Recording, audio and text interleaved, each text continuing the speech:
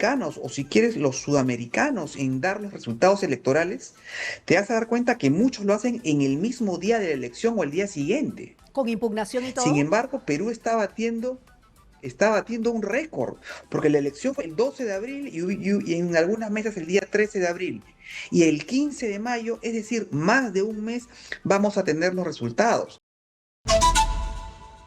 Justamente estamos enlazados vía Zoom con Fernando Rodríguez Patrón, experto en procesos electorales, para hablar sobre los últimos sucesos en este proceso electoral accidentado. Señor Rodríguez, ¿qué tal? Bienvenido. Exitosa. Muy buenas tardes, gracias por la invitación. Gracias por estar con nosotros. Bueno, primero su punto de vista respecto a lo último, ¿no? Lo que ha sucedido. Finalmente renunció Corbeto, ahora están pidiendo la renuncia de Burneo. La Junta acepta cuando se supone que era un cargo irrenunciable. No sé cómo podemos entender eso. Exitosa. A ver, vamos por partes con relación a lo de Corbeto. Yo tengo una posición disidente frente a las interpretaciones mayoritarias de los expertos electorales que señalaban que el señor Corbeto no podía renunciar durante un proceso electoral. Sin embargo, eso no es lo que yo leo cuando reviso el artículo 10 y el artículo 15 de la ley orgánica de la OMPE. Ujú. Para no hacerlo en difícil, el artículo 10 de esta ley establece que efectivamente el cargo del jefe nacional de la OMPE es irrenunciable, Mm. pero pone una salvaguarda, establece cuándo es irrenunciable. Establece lo siguiente: el cargo es irrenunciable durante el proceso electoral de referéndum u otro tipo de consulta popular. Entonces, la irrenunciabilidad se da en esos supuestos. Repito, proceso electoral de referéndum y cualquier otra consulta popular. Yo entiendo que una elección general no califica como referéndum o como consulta popular, ¿no es cierto? Y esto se ve ratificado por lo que establece el mismo artículo 15 de la misma norma. La parte final del artículo 15 establece que asumir, lo voy a leer, dice, cuando en las causales previstas en el artículo 14 se produzca durante los procesos electorales de referéndum u otras consultas populares, asumirá el cargo y ahí desarrollan la tesis del reemplazo por vacancia. ¿Qué quiere decir esto? Quiere decir que la ley orgánica de la OMPE no contempla la renuncia únicamente para los supuestos que se han establecido en el artículo 10. En Exitosa. consecuencia, la renuncia que ha presentado el señor Piero Corbeto el día de hoy ante la Junta Nacional de Justicia no está dentro de los alcances establecidos en dicho artículo. Por lo tanto, esa es la razón por la cual la Junta Nacional de Justicia ha aceptado esa renuncia. Ahora, una Ahora bien, consulta, una en caso de la consulta, tesis que estoy una, señalando, una consulta solamente porque tengo una duda. La consulta popular, cuando uno va a votar, no se le está consultando popularmente, o sea, no es una consulta a la gente que va a votar por una determinado. elección, Eso es una elección, no es una no es una consulta. consulta, Ok, es una elección, perfecto. es una Continuemos entonces. elección. Pero ahora bien, esto, si quieres, no lo vamos a dejar escrito en piedra. Ujú. Imaginemos o supongamos la tesis contraria, que efectivamente el cargo es irrenunciable. Ujú. ¿Correcto? Que es la tesis que se ha venido barajando en todos los medios y lo que han señalado la mayoría de especialistas. Nos encontramos ante una situación coyuntural de excepción, no una situación normal. Y ante situaciones de excepción corresponden resoluciones o salidas de excepción también. Es por ello que la Junta Nacional de Justicia habría aceptado, si es que no vale la primera posición, la renuncia del señor Corbeto. Y por otro lado, para cerrar la idea, ciertamente es lo más conveniente para el proceso. Ujú. ¿No es cierto? Ahora bien, la segunda parte de tu pregunta, Carla, estaba orientada hacia lo que están reclamando algunos medios con relación a la posición del señor Burneo y el proceso electoral. Están No pidiendo voy a también su pronunciarme salida. sobre el tema, pero simplemente voy a mencionar algunos aspectos sobre los cuales el señor Burneo se ha apartado en este proceso electoral de lo que establece la norma. Y son varios, conforme vayan surgiendo en la memoria. Primero, la Exitosa. postulación del señor Mario Vizcarra en el partido Perú Primero o Primero Perú. Legalmente esa postulación era absolutamente inválida, prohibida, puesto que contaba con sentencia condenatoria. Sin embargo, un fallo del Tribunal Electoral estableció que como ya habían pasado 10 años, que había pagado la reparación civil, y que tenía un certificado, pues que ya había cumplido su condena, podía postular. Es un criterio absolutamente novedoso, que no tiene asidero legal y que puede abrir una terrible caja de Pandora para las candidaturas en las elecciones que van a venir en octubre, las elecciones regionales y municipales. Allí se apartaron de la ley. Un segundo caso que recuerdo fue el padrón del Partido Aprista peruano.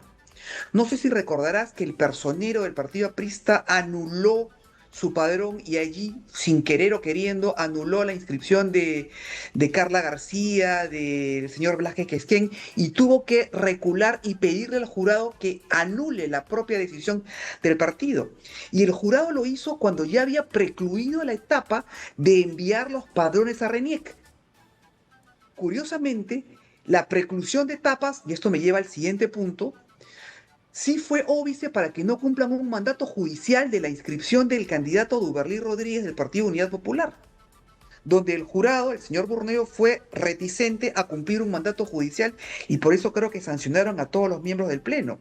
Y así hay otra serie de casos en los cuales el jurado, la gestión Burneo, se ha apartado de las normas legales. Y la última, la más reciente, la del 12 de abril, fue una decisión política, de conciencia, si se quiere, pero postergar o permitir que la instalación de las mesas de votación se dilate hasta las 12 de mediodía y que la votación también se extienda más allá del horario legal, también se apartó de la norma.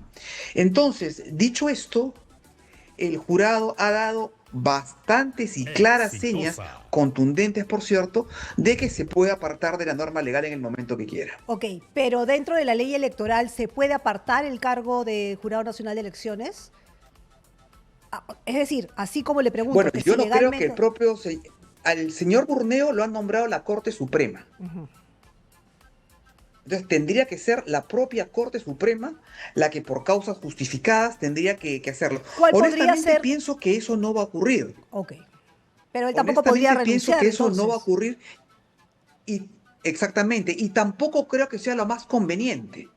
Ya es complicado que la cabeza de la OMPE, el jefe nacional, haya tenido que salir. Por supuesto, salida justificada, pero ya es complicado para un proceso electoral. Pero usted mismo Ahora, dice si es imaginemos que justificado ocurra para él. exactamente lo mismo. O sea, si me permite, ¿Perdón? pero sí justifica para el jefe de la OMPE, pero no justifica para Burneo en el Jurado Nacional de Elecciones, a pesar de todos los cuestionamientos que dice que tiene. Lo que yo estaba diciendo que no es sano, no es saludable para el sistema electoral que las cabezas de los organismos electorales salgan en medio del proceso. No estoy acá en este momento discutiendo si se lo merecieron o no lo merecieron. Claramente el señor Corbeto lo ganó a pulso. Simplemente visto desde un proceso electoral y analizándolo fríamente, eso no ha sido lo más conveniente. Ok, Quizás se recupere ahora la confianza en el proceso electoral, quizás la ciudadanía que ha visto con malos ojos la actuación de la OMPE, el tema logístico, el tema de las impresoras, qué sé yo, pues pueda recuperar a lo de confianza. ahora, Pero en según la términos ley, generales, nunca puede ser positivo que un organismo electoral pierda una de sus ok, cabezas en medio del proceso. según la ley le Lo digo en correspondería, términos generales, ¿no es ok, cierto? ok, le correspondería, según la ley, al gerente, al señor Pachas, Exitosa. tomar en sus manos el proceso. ¿Se tendría que cumplir así o podría haber otra opción también? Bueno, la propia ley Ujú. orgánica de la OMPE establece en la parte final del artículo 15 que quien tiene que asumir la jefatura nacional en caso de vacancia, como se está ocurriendo ahora, es el funcionario de mayor jerarquía inmediatamente después del jefe nacional. En este caso, de acuerdo a la estructura orgánica que tiene la OMPE, el funcionario de mayor jerarquía es su gerente general, que es el señor Bernardo Pachas. ¿Cree usted que eso traería confianza en, digamos, en candidatos y electores para continuar con este proceso? En lo personal, el señor Bernardo Pachas, debo señalar que no es un funcionario nuevo o bisoño o inexperto. Es una persona que tiene años en el sistema electoral. Trabaja en la OMPE creo que desde hace 4 o 5 años Ujú. y previamente estuvo también en el RENIEC, lo cual debería ser una seña para que podamos darle un voto simbólico de confianza para su gestión. Ok.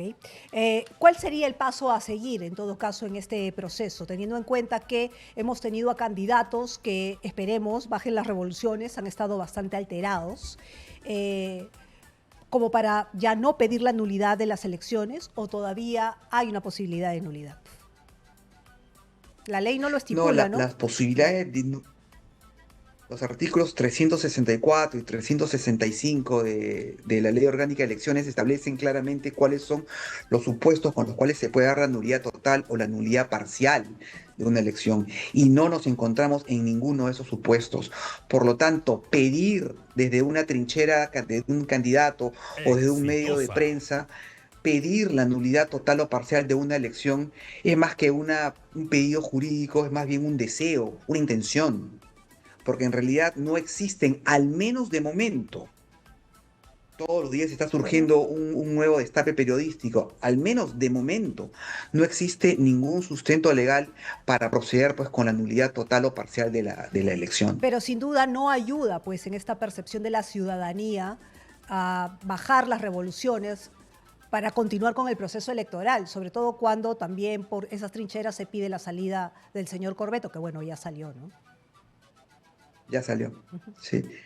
Y era, honestamente, si bien para cualquier proceso electoral de cualquier país nunca va a ser bueno que la autoridad electoral salga y de la manera que ha salido el señor Corbeto, en el caso particular, y sin que con esto se vea que estoy dando un discurso contradictorio, era pues sin duda lo mejor para el proceso. Ya no había una solución viable. Ujú. El proceso ya nació viciado, va a haber un cambio de autoridad, pero sin embargo, yo creo que los candidatos, ya había, al menos los dos que están luchando el segundo puesto para pasar al balotaje, ya se habían pronunciado respecto a la continuación del señor Corbeto. Ahora, pongámonos en el supuesto que el señor Corbeto no hubiese renunciado, que el proceso que le está siguiendo la Junta Nacional de Justicia se demandase muchos días y salen los resultados electorales.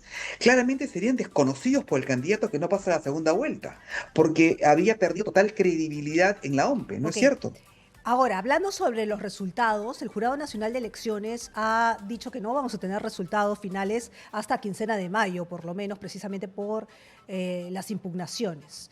Eso también, o sea, es normal Exitosa. que se demore tanto, sobre todo porque, claro, ha pasado esto en Lima también. No es que haya pasado al interior del país cuando a veces ni nos enteramos, pero ha pasado en Lima, en un lugar cercano a las instituciones electorales. Carla, me preguntaste si es normal. La respuesta es no, claramente no es normal. Mm.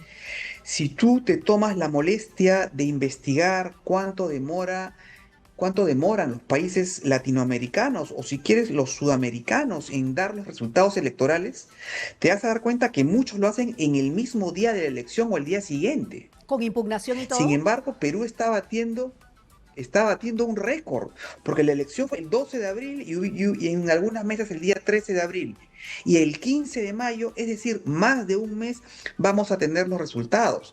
Sin embargo, aquí hay otra vez un supuesto en los cuales el Jurado Nacional de Elecciones se estaría apartando de su propia norma. Ellos han establecido que sus plazos son bastante céleres para resolver los casos. Entonces, los jurados electorales especiales tienen 3 días para resolver los casos de actas observadas, recuento de votos, y el Jurado Nacional de Elecciones cuenta también con un plazo de 3 días para resolver las apelaciones. Por más que las apelaciones sean numerosas, y esa es la labor del jurado, resolverlas, no podría demorarse más de un mes en resolverlas. Ujú. Ahora, Esto no hace otra cosa más que poner en tela de juicio el proceso electoral. ajá, ahora, nos tenemos que ir, pero así no sé si me puede responder rapidito. Hay una teoría de la nulidad de las mesas que no pudieron votar. ¿Podría hacerse eso? Ya no. Ya no, ¿no? De acuerdo al artículo 363 de la Ley Orgánica, de elecciones, el supuesto de impugnación de mesa debió darse en la misma mesa por parte de los Mm. personeros. A esas alturas ya es... No, ya no se puede. Ok, Exitosa. muchísimas gracias Fernando por haber estado con nosotros y aclararnos un poco el panorama luego de esta jornada que ha estado bastante movida el día de hoy por renuncias, aceptación de renuncias. Vamos a ver qué pasa. Seguramente volveremos a conversar sobre el tema electoral. Muchísimas gracias.